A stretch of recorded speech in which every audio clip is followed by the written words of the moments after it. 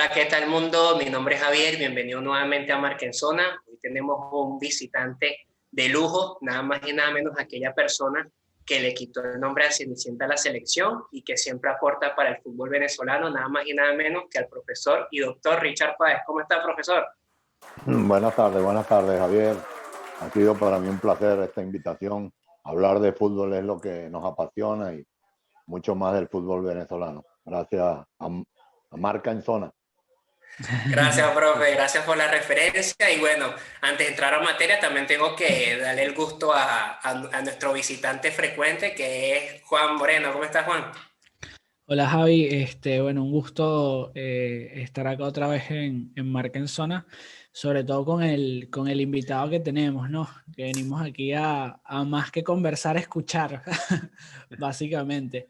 Pero bueno, un gusto estar acá con ustedes el día de hoy y bueno, esperamos que salga todo perfecto.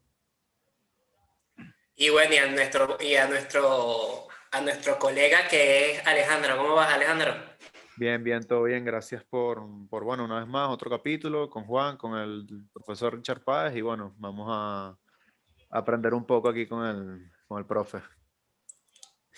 Así es. Bueno, profe, estamos contentos por tenerlo aquí. Realmente es un halago que esté presente en nuestro programa. Y nada, para preguntarle de cómo fueron esos inicios con la Vinotinto, lograr esos triunfos, ganarle a Uruguay, todos esos comienzos de éxitos para la selección, donde también logra que el venezolano le agarre cariño a la selección que antes no lo había. Bueno, las cosas suceden muchas veces de una manera inesperada. Otras veces se hacen procesos para desarrollar cambios, para producir, si se quiere, una palabra bien evidente, transformación. En Venezuela, que era un país que era considerada la cenicienta del fútbol suramericana, pues siempre se había intentado por todos los medios de cambiar con esta historia.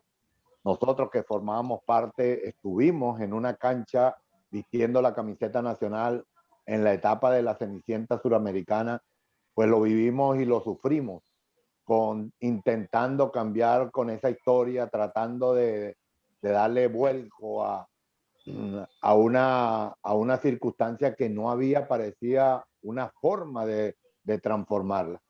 Y en ese año 2001, después de haber sido un hombre que había, si se quiere, criticado la forma como jugaba nuestra selección, cuando era jugador ya lo criticaba y cuando fui después entrenador, no decía que esa forma de jugar la selección de Venezuela, toda metida atrás, tratando de aguantar los partidos, tratando de ver cómo hacer para conseguir un resultado cada 5 años, cada 10 años.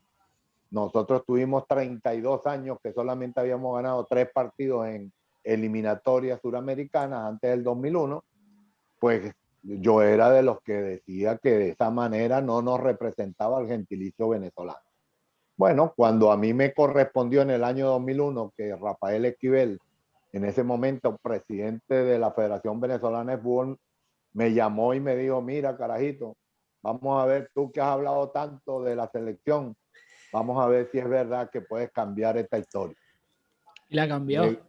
Sí, no, Sí. evidentemente que fue como un reto, como una postura en la cual no creían ellos, no creían, ellos querían era finalizar con el último de los, como yo digo, de los mohicanos, que trataba siempre de decir es que Venezuela tiene que jugar de otra manera.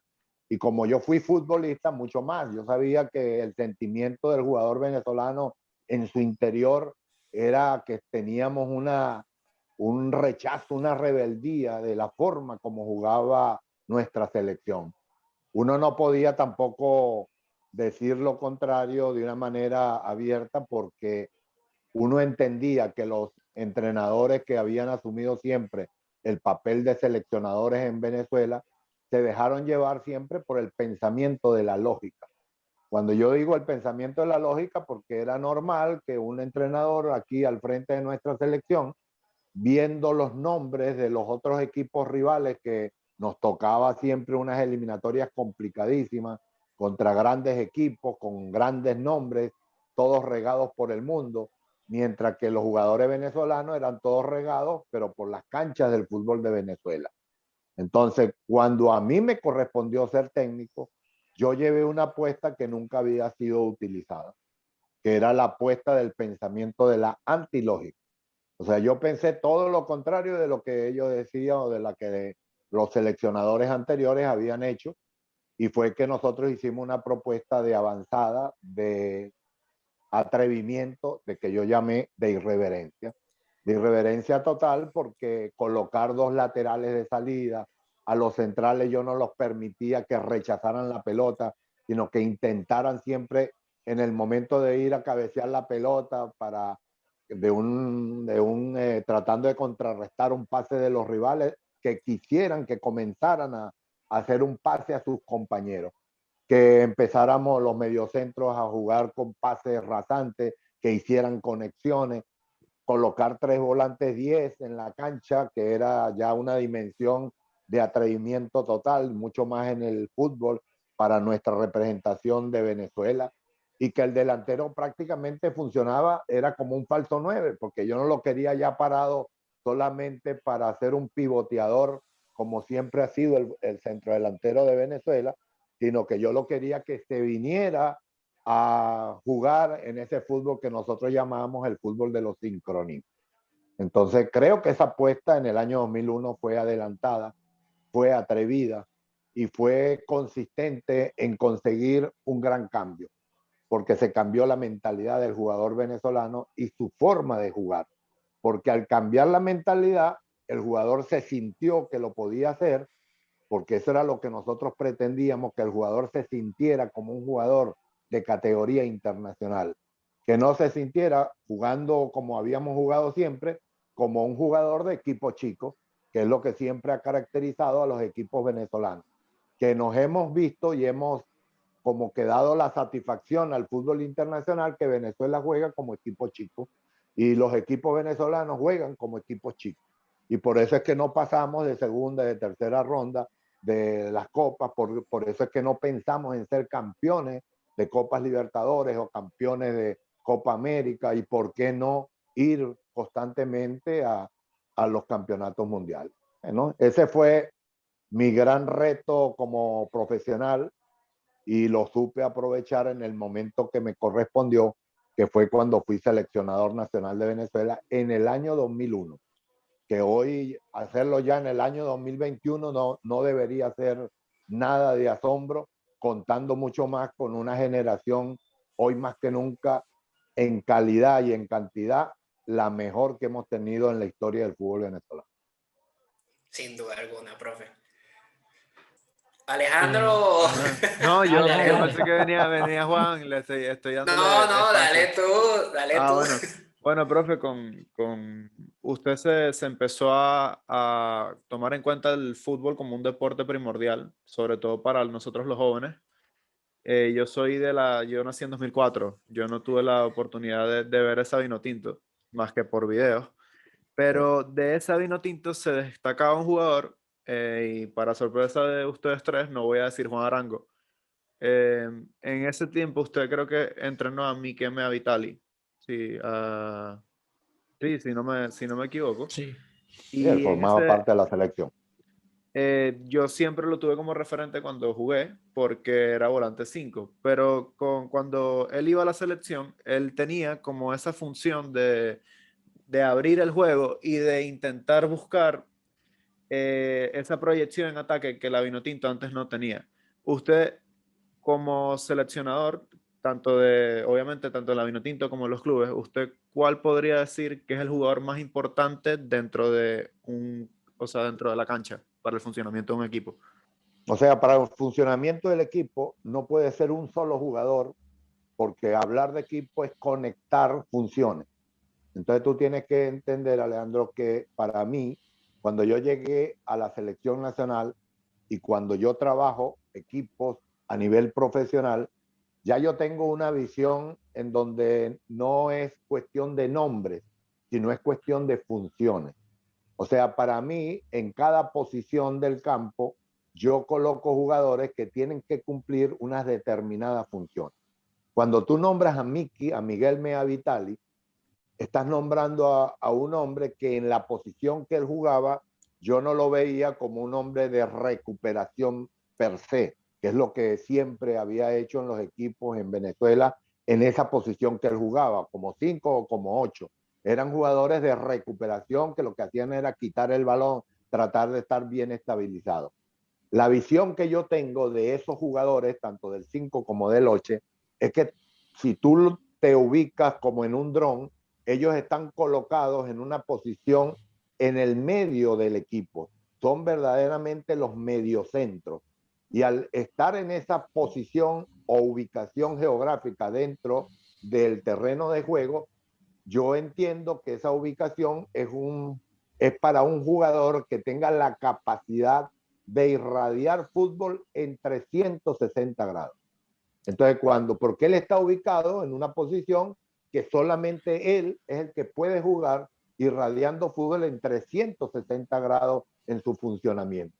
Entonces es ahí donde nosotros necesitamos a un jugador que tuviese primero una buena posicionamiento y después tener un buen irradiación, buen manejo de la pelota, buen concepto, no solamente manejo, sino de precisión del pase, porque es un jugador que no se puede equivocar mucho, porque si ese jugador se equivoca en la salida, se equivoca en un pase hacia un lateral o se equivoca tratando de pivotear hacia uno de los centrales, esa pérdida de ese balón en esa zona es mortal.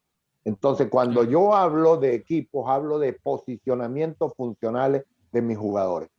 Los mediocentros para mí eran los irradiadores, los conectores, los volantes, los defensas centrales eran los aseguradores de salida y los que nos daban la primera y última línea de combate defensivo. Los laterales para mí eran jugadores de desplazamiento por toda la banda, no pueden jugar en un solo sector, tenían que estar en constante ir y venir por esa banda, y los volantes ofensivos eran los rotadores, las rotaciones, tenían que estar rotando permanentemente de posición. El delantero tenía que ser un aparecido, él no podía tener una ubicación fija, tenía que aparecer por todos los sectores en ese último cuarto del terreno. Entonces tú te das cuenta que cuando yo hablo de un equipo, hablo de funciones. Entonces, para mí no puede haber una pérdida de cuál es el mejor. No, para mí funcionan todos como una secuencia prácticamente de poleas que se van juntando unos con otros, y si se llegase a trancar en alguna de las zonas del campo, el equipo empieza a distorsionar su función.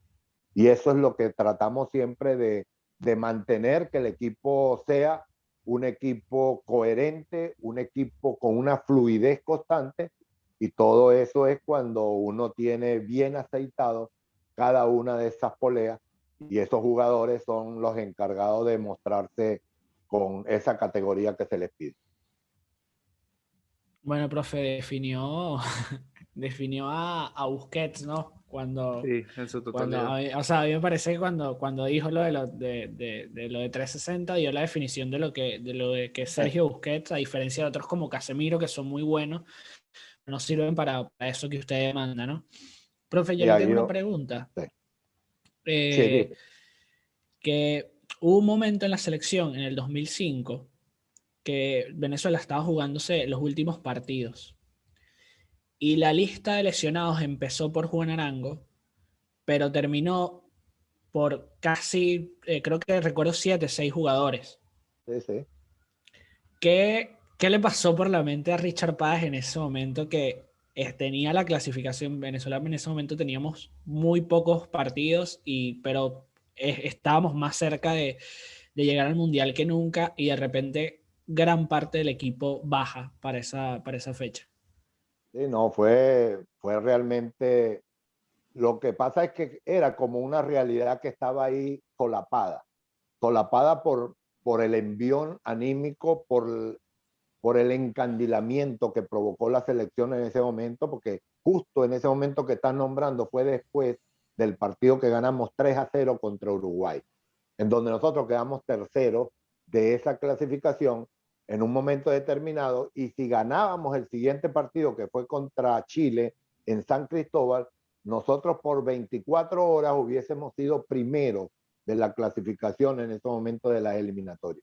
Fíjate hasta dónde en ese momento estaba la selección, que estaba comenzando a elaborarse un equipo que estaba creyendo en él, que estaba confiando en lo que estaba haciendo y que venía nada menos de haberle ganado 3-0 a Uruguay. Ojo, ya le habíamos ganado a Colombia, le habíamos ganado a Bolivia, el tercer partido seguido era Uruguay, y el cuarto partido que hubiésemos repetido lo que habíamos hecho en el 2001 al 2002, íbamos a hacer 4 partidos otra vez seguidos si le ganábamos a Chile ahí en San Cristóbal. Pero se presentó una realidad que lamentablemente no teníamos cantidad de jugadores en ese nivel óptimo que tenían algunos, que nosotros teníamos 14, 15 jugadores en ese momento en Venezuela de un altísimo nivel, que habían alcanzado la comprensión total a lo que queríamos jugar, y otros estaban en ese crecimiento de evolución en las condiciones, en la comprensión del juego. Bueno, cuando comenzó a lesionarse, y tú muy bien lo dices, Juan, que tuvo esa lesión grave, después hubo lesionado, Ricardo David se me lesiona, el Pájaro Vera se me lesiona, Miki en un momento determinado se lesionó, laterales creo que fue Jorge Rojas, que tuvo un problema de disciplina, que no jugó ese partido contra Chile. O sea, hubo varias cosas que se juntaron y que se resquebrajó el equipo titular. Entonces, al no tener ese equipo titular, nosotros en esos partidos comenzamos, perdimos ese partido contra Chile, un día de un aguacero desde el día anterior hasta el otro día, amaneció lloviendo en San Cristóbal y la cancha terrible, y se juntaron todas esas circunstancias. ¿Qué pensaba yo? Oye, no tener una generación como la del año 2021, en donde uno hoy ten la seguridad que tú tienes variantes. Hay variantes, aquí todavía lo que no han conseguido variantes para el lateral izquierdo, pero hay variantes en cada una de las posiciones, y que sencillamente tenemos, si hubiésemos tenido esa cantidad de jugadores que hoy tiene la selección, nosotros hubiésemos tenido quizás esa posibilidad real de haber clasificado a Alemania 2000, esa que se venía, la del 2010 de Alemania. Perdón, la anterior era Alemania 2006. 2006 Alemania. 2006. Sí, en esa época que era, yo creo que fue la que nosotros nos acercamos para llegar. Creo que es como algo que siempre nos pasa, porque ahorita en la actualidad estamos sufriendo lo mismo. Ahorita viene la Copa América y eliminatoria donde estamos súper calientes y tenemos a Yangel, a Salomón Rondón y a Osorio lesionados, que son unas columnas muy importantes en la selección. Profe, yo le quería preguntar, ¿cómo usted planteó ese partido contra Brasil, a pesar que se perdió 3-2, que es donde viene el declive de las pérdidas nuevamente? Pero muy pocos técnicos venezolanos se atreven a jugarle de tú a tú a Venezuela, a pesar de, yo por lo menos tuve algo muy vistoso de que Venezuela, a pesar de que perdió, le jugó muy bien, a pesar de todo. O sea, hubo un buen partido, porque realmente en esos partidos con Brasil es todo para atrás, es defender, defender, defender, y usted, como dijo, perseveró y intentó lo Lo posible, que ¿no? pasa es eso, Javier, que la mentalidad mía como técnico no traicionó a la mentalidad que yo tenía como jugador. Como jugador era un atrevido contra los rivales que estaban al frente. Yo no veía camiseta, yo no veía nombre. Yo intentaba era mostrar el potencial y el talento que disponía como jugador. Cuando he sido entrenador, pues tuve la oportunidad de crear el sistema de juego, de generar una conducta, un mensaje.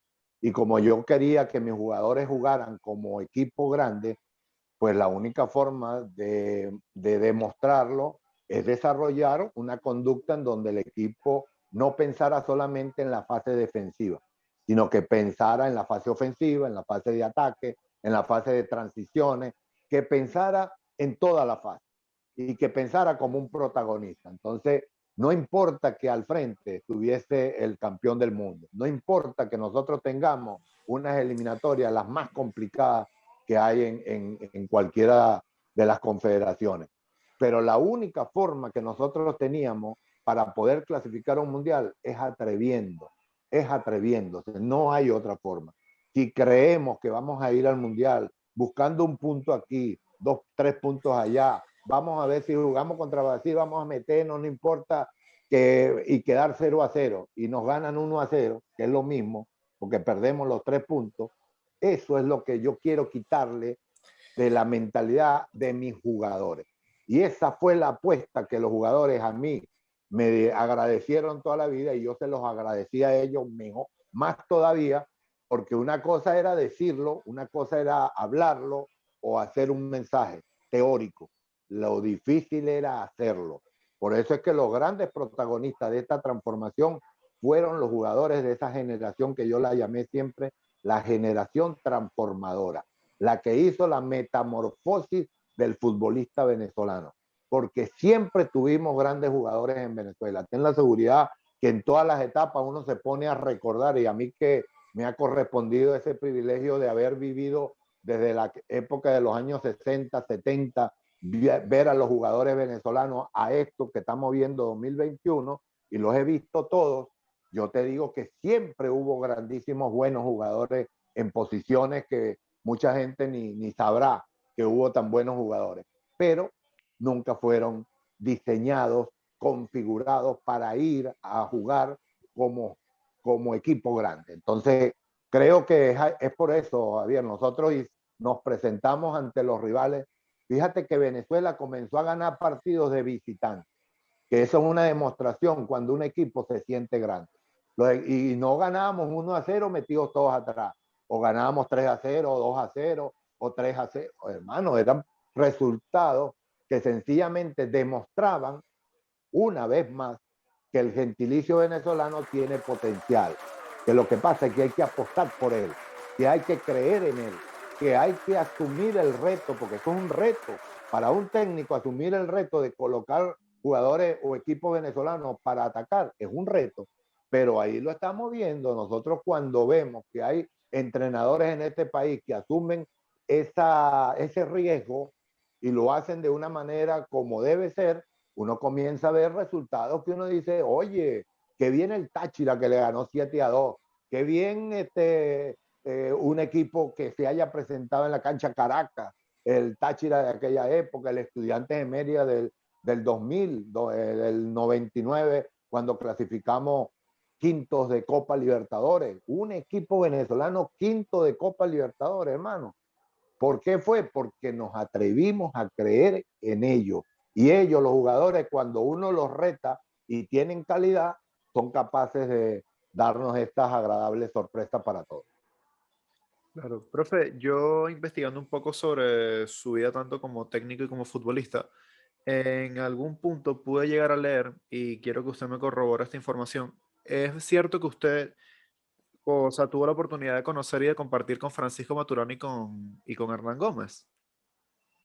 Claro, en mi época, cuando yo comencé a ser técnico del fútbol profesional, como yo vengo de una carrera universitaria, al haberme graduado como médico cirujano y después haber hecho mi posgrado en ortopedia y traumatología, en mi carrera profesional de entrenador de fútbol, porque yo lo consideré igual que haberme graduado de médico, con las mismas diferentes responsabilidades, pero con las mismas exigencias profesionales, yo entendí que para ser un técnico de aspiración, de conseguir cosas importantes, tenía que estudiar, tenía que elaborar un proyecto de capacitación, de mejoramiento, y es por ahí donde comienzo a salir.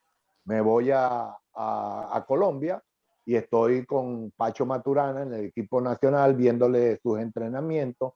Me voy a América de Cali y veo los entrenamientos del doctor Gabriel Ochoa Uribe, que fue uno de los grandes, si no el más grande técnico que ha tenido Colombia por títulos, por lo menos el que más títulos ha ganado.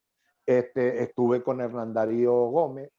Pacho Maturana me ayudó y me hizo el lobby para irme a Italia, para estar con Arrigo Sacchi y Fabio Capello, Entonces estuve por allá, aproveché y pasé para el Ajax de Holanda a ver los entrenamientos, en este caso de las categorías menores, que era lo que yo quería ver, cómo se desarrollaban los jugadores en el fútbol base de Holanda, porque en aquel momento recuerda que nosotros estábamos con esa idea de la naranja mecánica, de ese fútbol de los años 70, de ese equipo holandés. Entonces yo aproveché en todas esas vivencias que tuve en el año 90 de ir a visitar esos equipos que tenían esa, ese nivel profesional de competencia. Entonces, no me quedé solamente con lo que había recibido como jugador, habiendo tenido técnicos importantes en mi carrera, pero que uno tiene que ir a la búsqueda de otros criterios para formar al final el criterio del entrenador que uno quiere ver en la cancha y que uno quiere desarrollar en la cancha. Entonces sí, claro que sí que estuvimos con tanto con Hernán Darío como con Pacho Maturana, viéndole sus entrenamientos, chupando el máximo de sus conceptos, tratando de sacar lo mejor de ellos y quitando a un lado lo que no me gustaba. Y creo que todo eso me ayudó. Carlos Bianchi también yo lo fui a ver en la época que él estaba con el Boca y en ese momento Ricardo David estaba en las inferiores de Boca, entonces yo aproveché ese momento de que estaba ahí Ricardo David y pude ver también durante un mes los entrenamientos que hacía Carlos Bianchi en ese momento de ese Boca espectacular que también vivió Argentina. Mal, profe. Le voy a hacer una pregunta antes de hacerle la pregunta que la principal. ¿Usted se mantiene 100% activo en cuanto a la visualización de fútbol actual, no? Sí, sí, sí, Vale, no, el profe. fútbol para mí es, ojo, ahorita pues estamos en eso, y mucho más en tiempo de pandemia. Claro. Profe, si yo le diría que hoy, en una conversación de amigos, estamos debatiendo, si yo le diría cuál sería su once ideal de la selección venezolana para hoy. Para hoy, hoy tenemos un partido con cualquier equipo. ¿Cuál sería el once ideal del doctor Richard Páez? Pero no poniendo jugadores de ahorita No. porque no quiero.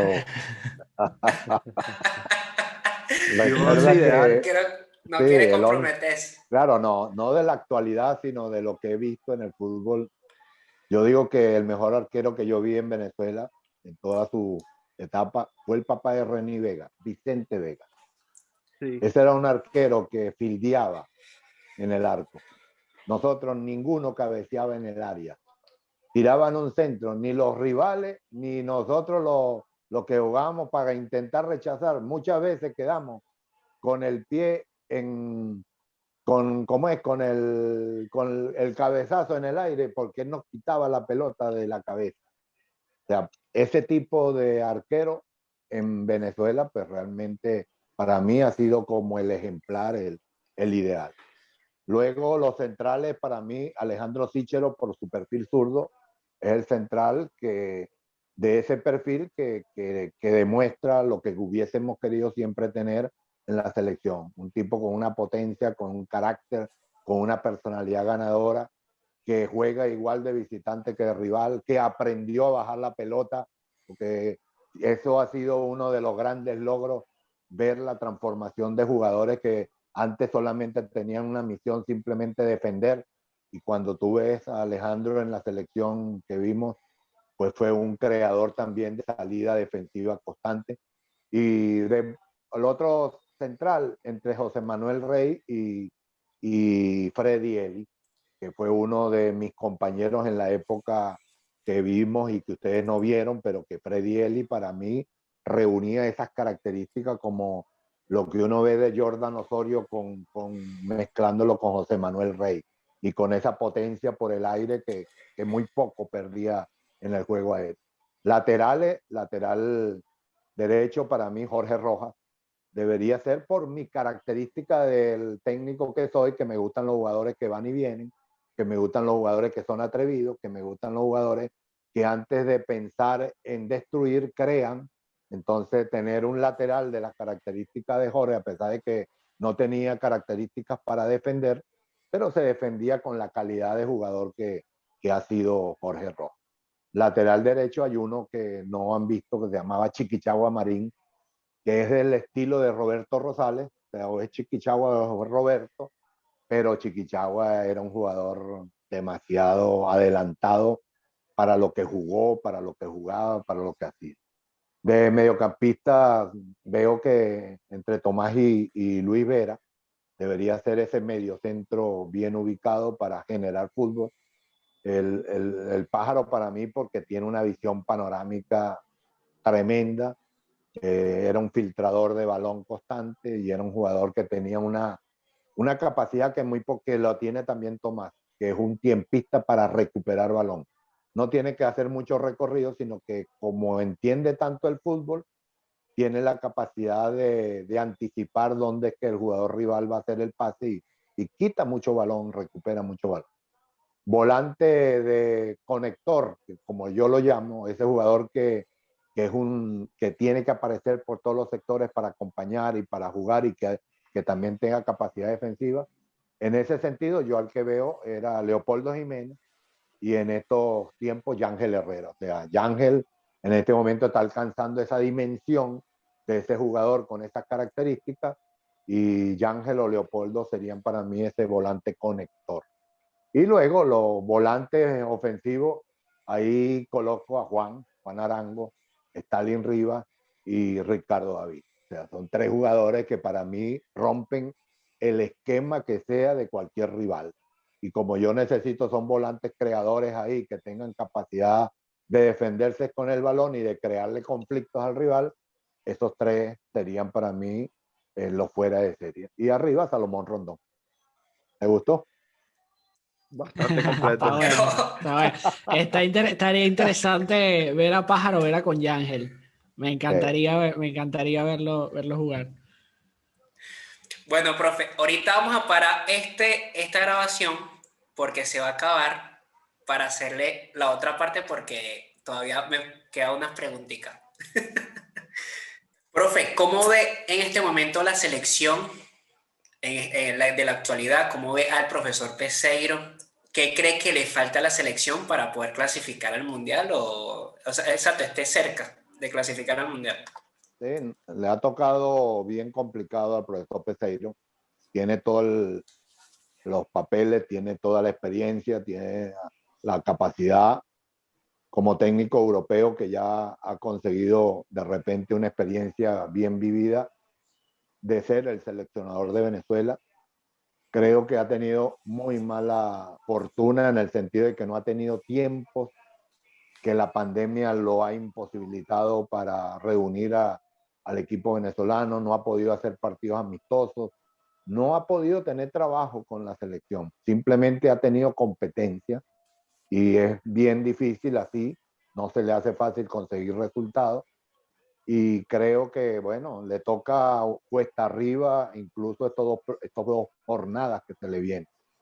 Apenas ha conseguido 3 puntos, pero hay como siempre la expectativa, el deseo, la esperanza por el gran equipo de jugadores que hay, porque eso es lo único que realmente nos da esperanzas reales de que la generación de futbolistas en cantidad y en calidad son muy buenos de nivel internacional y considero que sencillamente lo que estamos esperando es que haya dirigentes vinotintos. Me parece que lo que nos hace falta son dirigentes vinotintos. O sea, las características de los dirigentes que tenemos hoy en el país son dirigentes cenicientas.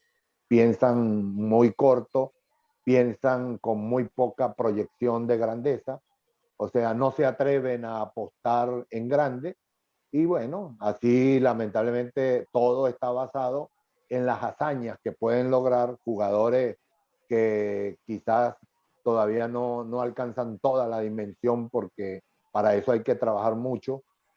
Ahora sí es a un gol que está Thatcher. Pero entonces Sí.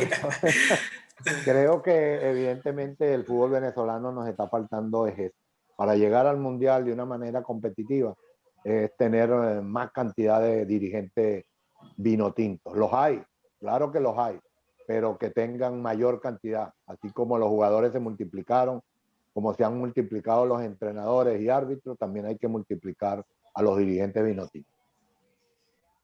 Claro, profe, y sobre todo intentar apostar y darle el voto de fe a Peseiro, que es lo que le ha faltado un poco a nosotros como afición. Yo me esperaba, e incluso se habló de Maturana para la selección antes de Peseiro, y fue un poco, yo no lo conocía en el caso, pude investigando un poco sobre él, pasantía en el Real Madrid y fue director técnico en varios equipos de la Liga de Portugal y bueno, esperar a ver qué sale de ahí. Pero la camada la tenemos. No, no, y es un entrenador que tiene potencial, que tiene capacidad, que tuvo inclusive el atrevimiento de querer ir a atacar a Colombia. Lo que pasa es que se equivoca es que no había trabajado eso, porque eso no es cuestión de tener la intención, porque cuando nosotros lo hicimos no fue la intención que solamente nos movía, sino que había un trabajo que lo respaldaba, porque yo trabajé con mi equipo hacia eso. Y evidentemente al profesor Poseiro lo que le ha faltado es tener tiempo para trabajar. Nosotros lo dijimos en nuestra época, en nuestras condiciones, fue que nuestro proceso se salva fue cuando tuvimos la oportunidad de tener un mes seguido en la Copa América de Colombia 2001, en donde tuve al equipo trabajando y ahí sembrando los conceptos futbolísticos, entrenando de una manera coherente y permanente y contar con una calidad de jugadores que tenía esa selección en ese momento y eso fue lo que salvó al proceso vinotinto del 2001 al 2007. Claro. Profe, sí, yo le tengo dos preguntitas. La primera es si algo que todavía me causa intriga es saber si en su momento hubo un acercamiento, bien sea de parte del jugador o de parte de la selección, que en ese momento la encabezaba usted, por la posibilidad de que Dani, el que era venezolano, Genial. nacionalizado portugués, jugara para la selección, si hubo ese acercamiento en algún momento de parte de alguno de los dos. Bueno, no era mi función en ese momento. Nosotros teníamos al departamento en la directiva, en la coordinación, era Napoleón Centeno y Lino Alonso.